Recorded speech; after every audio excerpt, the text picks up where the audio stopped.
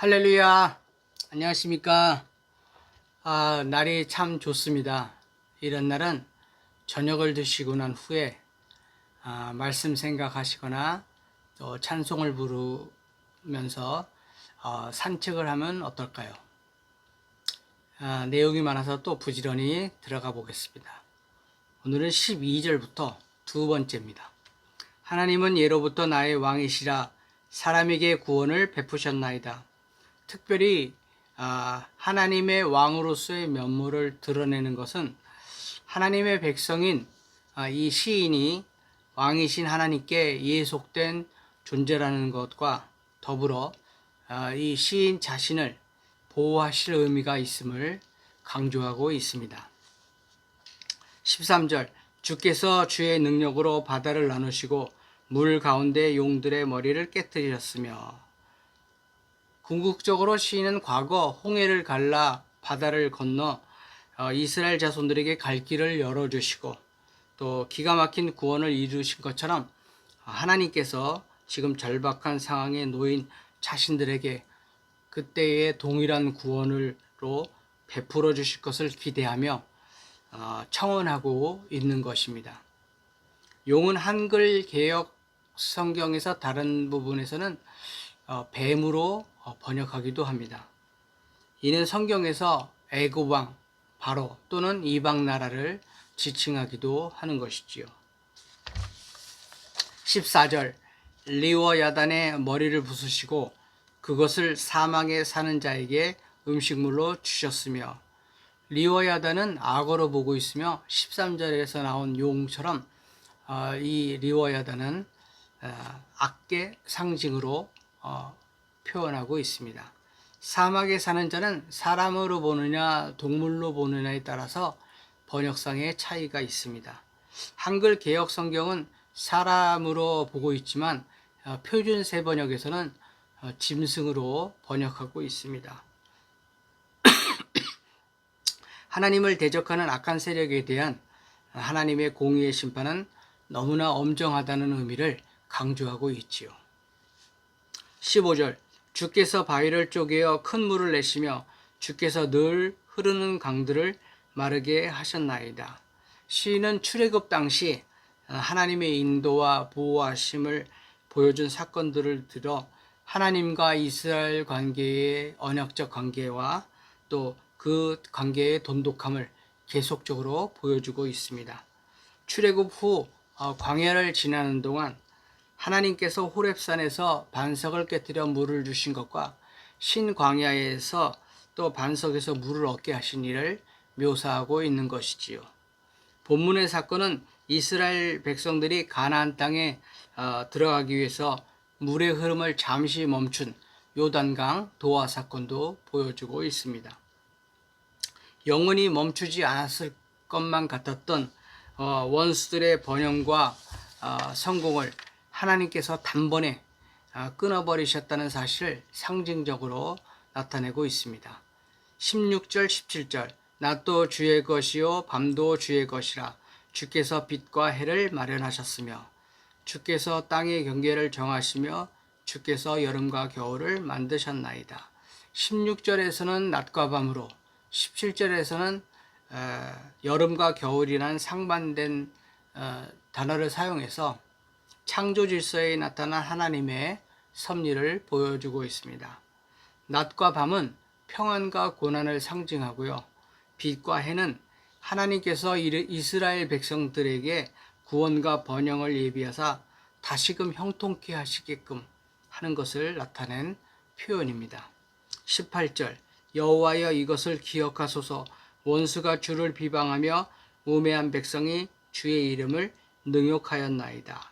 히브리어에서 이름은 단순한 호칭을 넘어서 그 이름이 지닌 존재의 본질이나 성품, 또 그의 인격과 영성의 권위를 함축하고 있습니다. 따라서 주의 이름을 능욕했다는 것은 악한 자들이 주의 명성과 또한 권위와 명예를 떨어뜨렸고 무너뜨렸으며 하나님을 하나님으로 인정하지 않았다는 의미입니다. 시인은 하나님께 대적들의 사악함에 대해 보다 신속하게 심판을 내리실 것을 강구하고 있습니다. 19절 주의 맷비둘기의 생명을 들짐승에게 주지 마시며 주의 가난한 자의 목숨을 영원히 잊지 마소서. 여기서 맷비둘기는 대적들에게 유린당하는 이스라엘 백성을 나타내고요.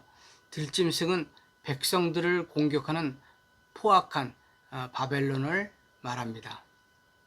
생명을 들짐승에게 주지 말라고 하는 것은 단순히 목숨만 건져달라는 의미보다는 하나님에 대한 소망이 사라지고 영혼의 파멸 등의 암울한 상태에 이르지 않게끔 해달라는 애절한 의미입니다.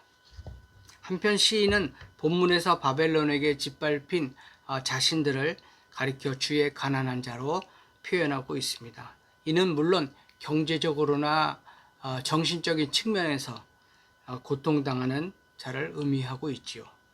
시인은 하나님의 긍휼하심을 신뢰하고 자신들이 처한 위태롭고 안타까운 상황을 정직하게 토로하고 있습니다. 20절 그 언약을 눈여겨보소서. 무릇 땅의 어두운 곳에 포악한 자의 처수가 가득하나이다. 하나님과 이스라엘 백성에 있어서 언약은 굉장히 중요하지요. 언약은 관계의 출발점이며 관계의 유지의 근거가 되는 것입니다.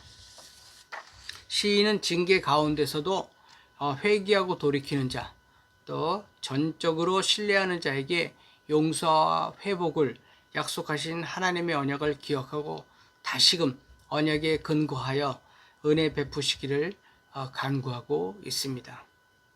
어두운 곳은 이스라엘 땅 가운데 바벨론에 의해 점령되고 파괴된 곳을 말하고 있습니다. 21절 학대받은 자가 부끄러이 돌아가게 하지 마시고 가난한 자와 궁핍한 자가 주의 이름을 찬송하게 하소서. 학대로 인하여 가난하고 궁핍한 자신들 스스로의 힘으로는 지금 직면한 문제를 결코 혼자 풀 수 없음을 알고 있고 오로지 하나님께서 자신들을 도와주셔야만 구원과 회복이 있음을 더욱 강조하고 있습니다. 가난한 자와 궁핍한 자는 경제적인 측면을 넘어서 영적, 정신적 측면의 공공함을 나타낼 때 사용합니다. 시인은 비록 현재 하나님의 백성들이 겉으로 쇠약해져 있으나 하나님의 구원하심으로 암울한 형편에서 벗어날 것을 기대하고 있고 단순히 구원받는 것으로만 그치지 않고 그들이 하나님을 찬양하게 하는 영광된 미래를 소망하고 있음을 우리가 알 수 있습니다. 22절 하나님이여 일어나 주의 원통함을 푸시고 우매한 자가 종일 주를 비방하는 것을 기억하소서. 하나님이여 일어나에서 일어나는 달리타쿰, 쿰이라는 말이죠. 우리가 잘 알고 있습니다. 그 쿰은 일어나는 행동뿐만 아니라 중요한 일을 앞에 두고 마음을 결단한다는 의미도 가지고 있습니다.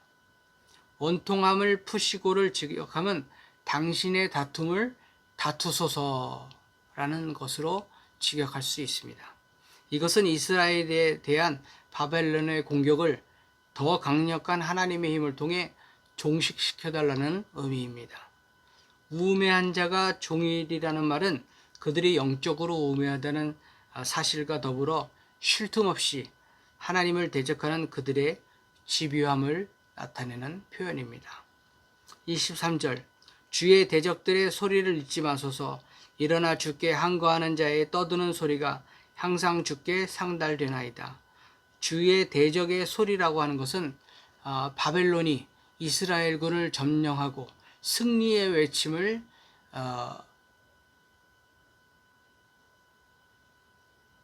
말합니다. 승리의 외침을 우리는 승리했다라는 것을 말하고 있죠. 그러나 그 소리는 승리의 환호를 넘어 하나님에 대해 모욕하고 하나님의 백성을 비방하는 것으로 원수들의 신성모독을 강조하고 있습니다. 이제 시편도 중반을 넘어서려 합니다. 오늘까지 시편을 강의하면서 느낀 점은 현재 고난과 시련을 당한 자에게 있어서 가장 중요한 문제가 무엇일까요? 문제는 언제 끝마쳐질 수 있는가라는 질문에 대한 대답일 것입니다. 아무리 어려운 시련의 직면에 있어도 그것이 잠깐의 것이라면 능히 그것을 우리는 감당할 수 있습니다. 또 고난이 상당 기간 지속된다 하더라도 그 끝이 어디인지만 안다면 거기에 대한 각오와 준비를 할 수 있고, 또 더 나아가 장차 있을 회복과 삶의 새 희망으로 인해 적극적으로 고난과 시련에 우리가 상대할 수 있지 않을까요? 그러나 그 끝이 어디인지 모를 고난과 시련의 터널 끝은 알 수 없고, 또 우리들에게 회의적인 생각과 절망적인 생각을 심어주고 점점 쇠약하게 하며 무능하게 만들어 버립니다. 그러나 시편 전반에 나타나는 바 비록 고난에 처해 있지만 하나님의 보호하심과 도우하심을 확신하고 언약 백성으로서 하나님께 구원을 호소하는 시인의 자세는 오늘날 사단의 세력과의 영적 전쟁에서 힘겨워하는 우리 모든 성도들에게도 하나님의 언약을 신뢰함으로 기도할 수 있다는 것과 하나님을 향한 굳건한 믿음과 기도를 통해 결국 승리를 얻을 수 있음을 우리는 기억하시기를 주님의 이름으로 축원합니다. 기도하겠습니다. 할렐루야. 만왕의 왕이신 하나님 아버지 감사합니다. 이스라엘 백성들이 하나님께서 행하신 수많은 기적들을 봐왔을 텐데 여전히 우상 숭배와 불순종으로 고난과 시련을 겪는 것을 봅니다. 그런데 우리들도 크게 다르지 않은 것 같습니다. 우리는 너무나도 연약하고 죽을 수밖에 없지만 예수님 때문에 살아갑니다. 감사합니다. 그 은혜를 잊지 않게 하시고 평생 찬송 부르며 말씀으로 살아가는 우리들이 되게 하옵소서. 똑같은 실수를 범하지 않게 하옵소서. 끝까지 십자가 밑에서 주님 바라보며 살아가게 하옵소서. 주님 도와주실 줄 믿고 거룩하신 예수 그리스도 이름으로 기도드립니다. 아멘. 주님 안에서 여러분들을 사랑하고 축복합니다. 샬롬.